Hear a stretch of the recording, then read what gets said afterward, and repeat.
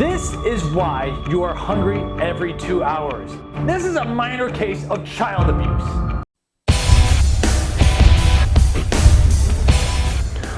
Welcome to PricePlow.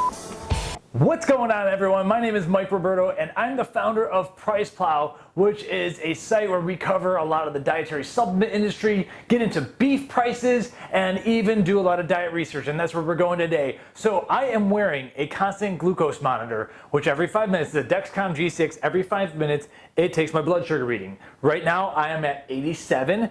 And I've been fasting for 16 hours at this point right now, so it's finally starting to drop down pretty well, and now it's time to eat. But rather than just eat any old meal, let's do a little experiment here, because this month I'm doing 100 grams of carbohydrates per day, seeing how they affect some of my lipid levels, specifically LDL. However, when we can get into that conversation in another video, we'll link back to it. I am not concerned with LDL given that my triglycerides are low and my HDL is high and my insulin and blood sugar levels and HbA1c are very good, in the very good range. So let's see what happens though when we do a standard kind of breakfast that's been possibly given to us by our parents unwittingly, not really knowing what's going on. And I'm talking about oatmeal and bananas. That heart-healthy oatmeal and that fruit of bananas full of potassium and all those good vitamins and minerals and all that. What happens when we do 3/4 of a cup of oatmeal and one regular banana, which I have weighed out to be 126 grams. So this turns out that it is a 70 carbohydrate, 4 grams of fat, and 9 grams of protein, just 9 grams of protein. Now, one of the things in this channel we're gonna talk about is leveraging protein. And one of the things I learned last time I was running a constant glucose monitor, I learned that if you put protein first, you can get away with a little bit more carbs. Unfortunately though, a lot of parents out there and a lot of people are not doing this. And they're just sending their kids off to school with oatmeal and banana, mostly carbs, barely any of the other macronutrients. And let's find out what happens after that. Now I do need to also tell you though, that I have worked out this morning and I hadn't had anything besides a cup of coffee. So I should be able to suck these carbohydrates out pretty well. The questions you have to ask yourself are you over 16 hours fasted? And have you worked out this morning? If not, you might even get worse consequences than what I have here. So let's find out what happens. Let's go downstairs, cook it up, eat it up, and then we'll watch what happens on this glucose monitor every 5 minutes. So here we are in the kitchen. Let's tear the scale. First things first, let's reweigh this banana so you see what I have here. And went down to 125 grams, okay. And then to get 3/4 of a cup of oatmeal, we're gonna do 60 grams on here. So let's speed through this.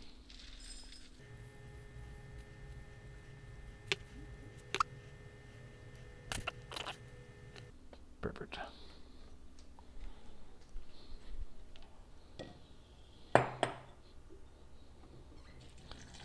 I like to eyeball my water.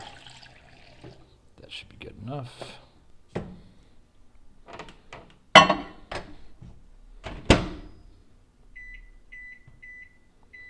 Get this bad boy going.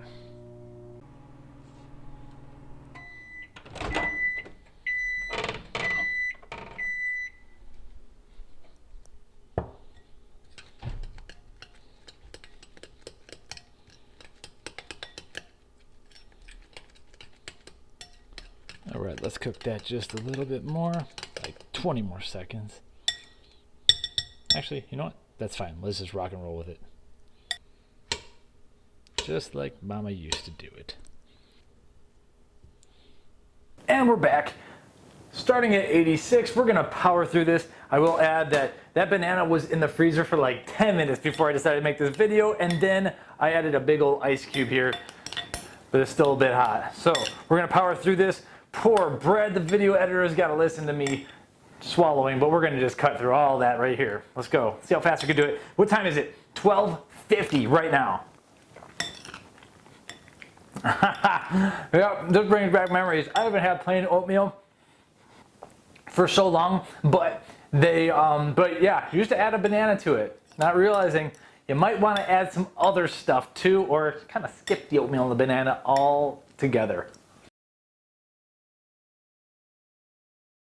Now, worth noting for anyone who's watching this and doesn't know me, I am someone that becomes pre-diabetic quite easily, but I manage it with a low-carb diet normally, and so I am not diabetic or anything, but I'm able to put on some love handles really, really easily and get skinny fat really, really easily when I don't handle myself.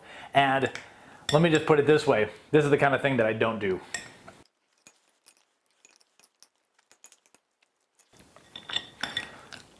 So the banana tastes great. I'm looking forward to feeling that sugar rush and everything, but what happens on the back end might not be so fun. We'll find out.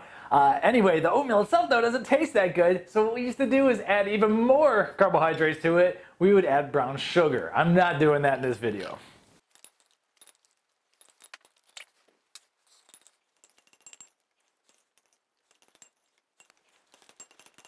I wonder how much it costs to get that heart healthy logo on your tub. Oh, you know I'm getting every last drop here. Every last precious little oat. All right.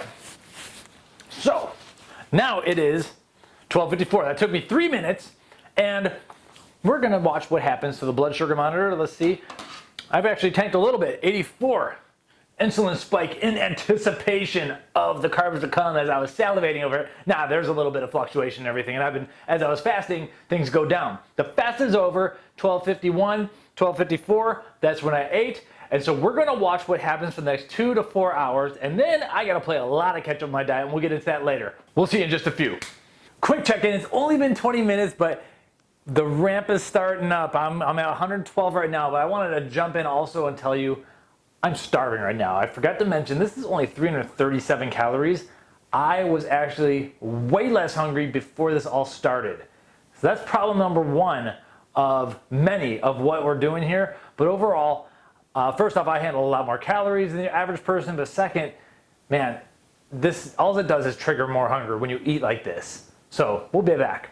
Just checking in. I was doing something else on my phone on Instagram, and an alert notification popped up. I have my high glucose alert at 140, and I have surpassed it. For some people, that's not much. For me, that's terrible. So let's see how high this thing is gonna go. All right, it's only been 50 minutes since the food, and it looks like my body's handling it. I am on my way back down, but I will tell you this right now. Not only am I starving, I'm getting anxious. And maybe it's anxious because I'm hungry, or maybe it's the come down's coming through. But either way, this has kind of gone exactly as I expected, and people need to understand that this is a terrible, terrible way to eat, and this is something that you should never, ever do to your children, and so many people feed their kids like this. Let's see where this goes and how I feel as I come down. Look at that, it's been an hour and a half, and we are now below where we started. So, and I'm not enjoying the ride, to be honest. Spiked up body, responded properly, stored everything into my muscle glycogen because I worked out. A lot of people won't have that convenience. And then the rest just got shuttled off to wherever it needed to go, liver, muscles, maybe a little bit of fat, but there wasn't, I don't think, a whole lot of fat storage going on in this case. And then the insulin, I believe, overshot, and now we are going down. This is the not so fun part. It's only been an hour and a half. I'm gonna hang in there for another half hour, let you know what happens, and then come back and sum up the story. But I think you can kind of see, mini roller coaster right there, and people are doing this every day. All right, looks like we bounced back. It's been nearly 2 hours, and I am on that little roller coaster. As you can see, we could flash up the whole thing up close. Overall, this is why you are hungry every 2 hours. If you're not prioritizing protein, then all you're doing is sending your body on a ride, and it is getting hooked and is not getting what it needs. There's literally nothing essential that I ate in that meal. Maybe a little bit of the fat, but 9 grams of protein, that's nothing. So here's what happened. First off, spiked my blood sugar, which spiked insulin. Now this chart shows that I'm a healthy individual. I had plenty of I was able to quickly put this sugar away and not have a problem. I did have a slight overshoot, but not too much. Overall, things are looking fine in terms of the health aspect, and it definitely helps that I was 16 hours fasted and I had just worked out. Now, for a lot of moms and dads out there who are feeding their kids the oatmeal and bananas, a heart-healthy oatmeal and bananas, first off, the blood sugar did go higher than I'd like to. I think that that's damaging, especially if you do it over and over and over again. Second, you got to ask, well, is little Timmy, is he post-workout? Is he fasted for as long as I was? And the answer is almost definitely not. So you have to think about that. If I were diabetic though, yeah, it would have railed sky high and it would have stayed up there. So at least I am currently metabolically healthy, even though I'm eating more carbs than I normally do. This was a good chunk of them. But so first off, I just sent my body a ride. Second off, because we had no protein here, we went on that ride, and we're going to find a few different ways of preventing this ride. But because I'm so low on protein, I need a certain amount of protein every day. And getting 9 grams in from this meal, that ain't going to cut it. My body is hungry because it demands protein. This is known as the protein leverage hypothesis. Subscribe to the channel. We will be making a video about this. But in general, the long story short is that if you don't give your body the protein it needs, the essential amino acids that are essential, you must get them in from the diet. There's 9 of them. So anyway, if you don't get the protein you need, your body will be hungry and it will eat and eat and eat and it'll find crap. It doesn't know to go, it doesn't specifically tell you, hey, go eat a steak.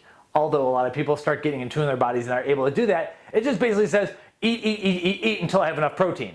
And that's what people do, they overeat. Second though, while we're on the way down, it is an anxious, unfun ride, and this is why a lot of people are unhappy and go hypo and get all sorts of anxiety problems. Of course, there's other reasons for anxiety, but this is one of them. It was a not fun ride.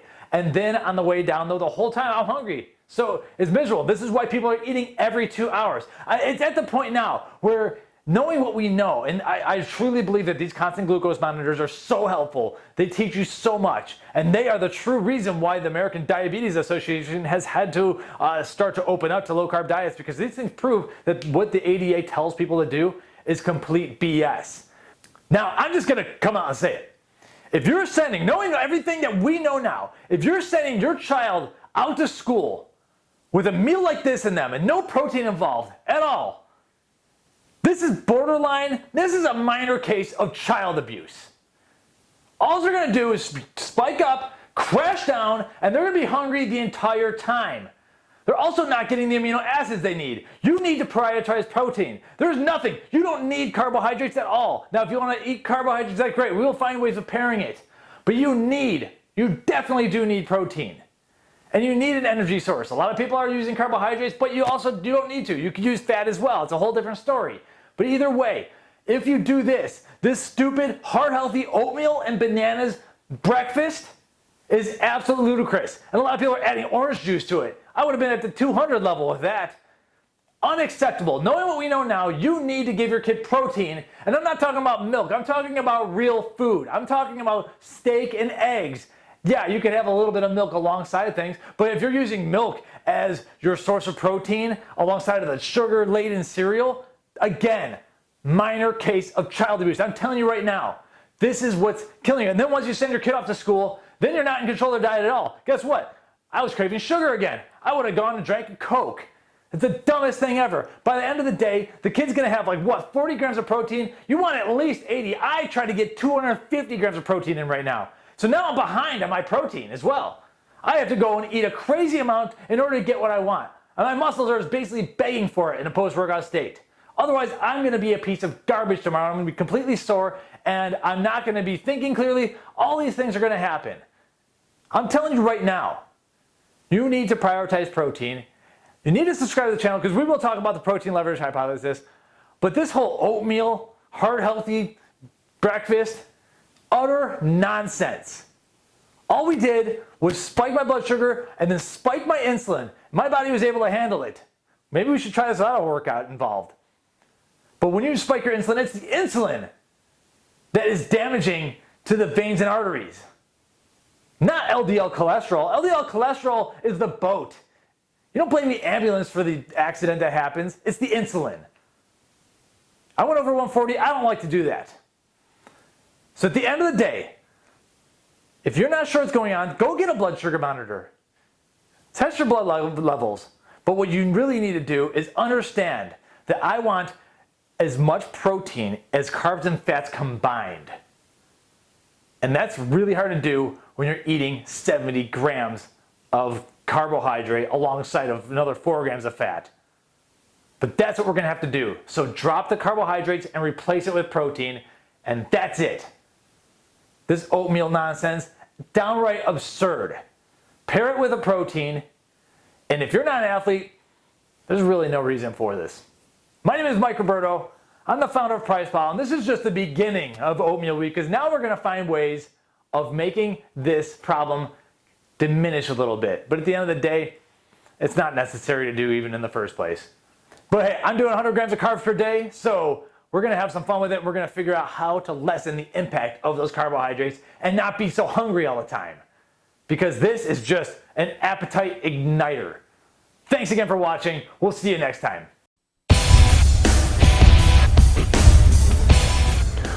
Welcome to PricePlow.